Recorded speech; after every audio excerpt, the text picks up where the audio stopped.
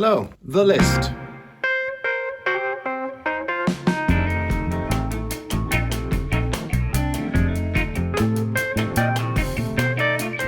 Number 90 is Midnight's Children by Salman Rushdie. This novel won the very prestigious Booker Award in 1981. The competition that year was Good Behavior by Molly Keane. I've never heard of that. The Syrian Experiments by Doris Lessing. I haven't heard of that, but I've read Doris Lessing. The Comfort of Strangers by Ian McEwan. Ian McEwan is one of the authors I really have a huge problem with. Muriel Spark, Loitering with Intent. I've read that one, and it's good, but it's not as good as her best novel, which is something we're going to get to eventually on the list. The last one on the list is The White Hotel by D.M. Thomas, which is really weird. In fact, I'd rather prefer to talk about The White Hotel than Midnight's Children, and I think I have it. The White Hotel by D.M. Thomas. I don't really like Midnight's Children, so I'm gonna talk about this one for a little bit.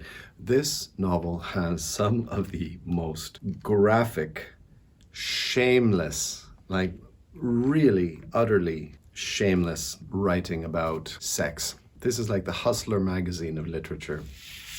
You know, I was reading it, embarrassed for the author, thinking, like, what is going through your mind as you are just typing out one lewd sexual description after another? Like, what are you thinking, man? We don't need that. Like, I can't even read you a bit because I'm afraid that they'll kick my videos off of YouTube. Like, especially this, see, the opening bit is this very, very long poem, and then we get more in kind of novel form. It's just banging, banging, banging. And then it suddenly turns into a Jewish Holocaust experience, which I suppose is what makes it literature. You know, I've read a lot of dirty stuff, but I was really sort of like, oh God, are we really? Yeah, you're gonna, a couple more paragraphs of that kind of stuff also? Oh God. My personal opinion about Midnight's Children. No, not my personal opinion. Let's have the public opinion first. Midnight's Children is one of the most wildly acclaimed, celebrated British novels of the 20th century, showered with praises. Like, just to say Midnight's Children is to have people weeping with admiration. And I didn't like it. I thought it was Salman Rushdie, before the Satanic Verses, before he was an author in exile and hiding with security guards. It was like the X-Men comic book set in India. There were these children, they were born at midnight, and they have these magical powers like the X-Men. I don't like magical realism. Sometimes people go a little bit overboard in their professed love for a novel. I have the feeling that in 100 years, Midnight's Children is going to be like the new Moby Dick, the novel that nobody wants to read, but everyone is grudgingly forced to read because it's so proclaimed as an outstanding work of genius. But not by me. It's that Salman Rushdie style that I don't like. Long paragraphs that are just one long run-on sentence. I don't think that's clever. Do you think you're clever? Like, are you smirking to yourself as you write it? Like, oh boy, let's see if I can keep writing the sentence even longer. Oh boy. The first Salman Rushdie novel I read, I really thought, wow, this guy is a genius. That novel was The Moor's Last Sigh. You know, like, that was a great place to start with Salman Rushdie. I loved that book, and I think I read it twice. I wonder if I would still like that novel today, because I read it when I was in my 20s, so I'm not sure if I would still enjoy it. But then after that, I read a Salman Rushdie novel that is almost never mentioned, which is called Grimace, Convoluted and Stupid. It was about these immortals who meet occasionally. And then Midnight's Children, well, I read that because you have to. It's on every list ever created of the greatest novels ever written. I didn't enjoy it. Like, it was a struggle to get through. I hated the flowery style. I wasn't interested in this magical realism story about these children with powers. Just the whole novel pissed me off. I read it and I put it down. I said, thank Christ that's over with, and I could tick it off the list and I'd never have to look at it ever again. There you go. Number 89, Loving. Henry Green. Sorry guys, I don't remember that novel at all. I've read it. There is this old estate in the countryside in England. The family that owns the estate are away and the war is on, and the servants, the maids, cooks, the butlers, the cleaning people, the gardeners, they're all still in residence while the masters are away at the war. I remember I enjoyed it, and I think it's actually part of a trilogy. You think your memory's good, and then all of a sudden, number 88. Now here's a novel I think we have all read, The Call of the Wild by Jack London. That's a good one, right? That's a book for young people. Here's a brief plot synopsis. There is a dog, a big dog, I believe it's San Francisco, and the dog is dognapped, sold up in Alaska as a sled dog, because I guess this was the period of the American gold rush that had moved up into Alaska, and so sled dogs were needed. But it is a very uplifting story because Buck is strong and fearless and overcomes obstacles. He has a confrontation with one of the other dogs, and they are at each other for a good long while, and they have a dog fight. It is dramatic, it is exciting, and it's very easy to read. Fairly simple story. I remember that I read it when I was in grade 7. Thrilling. This wonderful adventure story of this dog up in the northern wilderness. Yeah, you have to read The Call of the Wild. I mean, that is primary. You're not well read until you tick off these very basic rudimentary boxes. All right, number 87. Here we encounter a problem. Is this novel here, The Old Wives' Tale by Arnold Bennett. Oh, it's a fatty.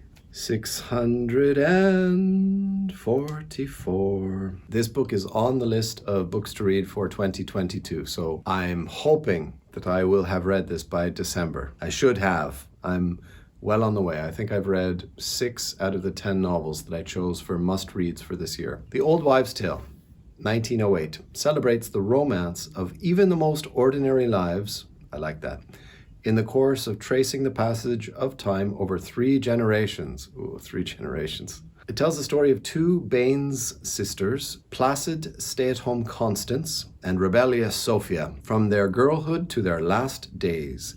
They moved from the family drapery shop in provincial Bursley during the repressive mid-Victorian period to old age in the modern era of mass marketing and the internal combustion engine. It's nice when the internal combustion engine is the mark of human technological achievement. The setting ranges from the Wesleyan Methodist Chapel in Bursley to a Paris brothel. The action from the controlled domestic routine of the Baines household to the wife murder and the siege of Paris during the Franco-Prussian War of 1870-1871. Christ almighty. What I do love about literature is that I know it is not a history lesson, but you do absorb quite a bit of history. It is unavoidable that you will pick up elements of what was happening in the day, and especially in the older novels that were written, the older novels were chunky, they were big, and they were sprawling epics. And they would include quite a lot of historical, political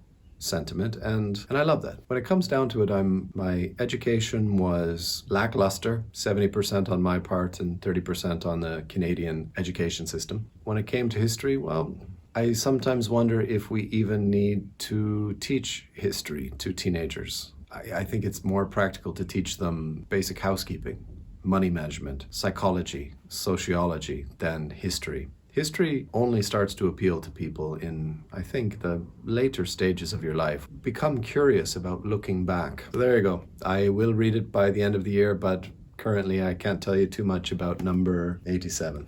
And the final one on the list today, number 86, is something I talked about recently when I did that 6 Tudor Queens video, Ragtime. I complained in that video that it looks boring, it has a boring title, and the author has a boring name. Ragtime by E.L. Doctorow. But this book is just one of the greatest things I've ever read. And again, this is history too. This is America in the 1910s and 1920s. Ragtime is set in America at the beginning of this century. The previous century. Its characters, 3 remarkable families whose lives become entwined with people whose names are Henry Ford, Emma Goldman, Harry Houdini, J.P. Morgan, Evelyn Nesbit, Sigmund Freud, Emiliano Zapata. I think this is going to be one of the books that I choose for my 2023 reading list because I really want to read this one again. I think this was the first Doctorow that I read, and because it was so stupendously brilliant, I know I've said this before, but it's very much like a time machine which just takes you back and says, here you go. You are in Manhattan in 1912. Here it is. And I was astounded that Doctorow knew so much. What else have I read? I read Waterworks, brilliant. I read World's Fair, brilliant. Ask myself, like, does this man have a time machine where he goes back, he takes notes, comes back to modern times and types out his novels? Because that's how it feels when you read his books. They're just so, the past is so vividly reconstructed. You're there. You are there. That's it. Is that all for today? Yeah, that's all. Put them in order of wanting to reread them. Well, I suppose I should put Old Wives' Tale on the top of the list, seeing as that's the one that needs to be read. But I'm sorry I can't. Like, if I have to arrange these on books that I would like to read, Ragtime, definitely number one. Number two, I think Old Wives' Tale. I mean, that it is huge and it is a bit of a burden to pick up a novel that big. But once you get going and once you get into it, you know that's the good stuff. You know it is. Yeah, the first 100 pages seem to be a bit of a slog, but once you get through those first 100 pages, you're there. And the rest, all 500 of them, they're just going to fly by. Number three, Call of the Wild. It's fun. Like it's an adventure story. And, you know, Alaska will always be mysterious for me. Number four, Loving by Henry Green. And definitely, certainly last on the list, Midnight's Children again. Are you enjoying the list? What do we have next time? We have some good ones next time. All right, thank you very much for watching. If you would like to support the show, my little attempts at providing some YouTube entertainment for you, you can go to Patreon.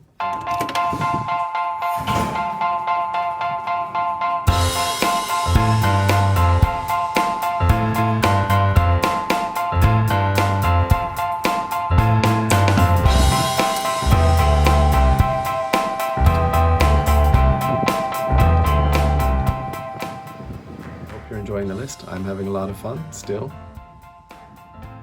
I wasn't very happy to see Midnight's Children on this list this week, but what can I do? You know, there's gonna be a couple of videos where it's like, those books aren't my favorite. Oh well, there are gonna be some videos that are gonna be like, yeah, that's my favorite stuff. It's funny that the first video I made, like videos number 100 to 96, that was really like, you know, all winners. Okay, take care. Gotta go.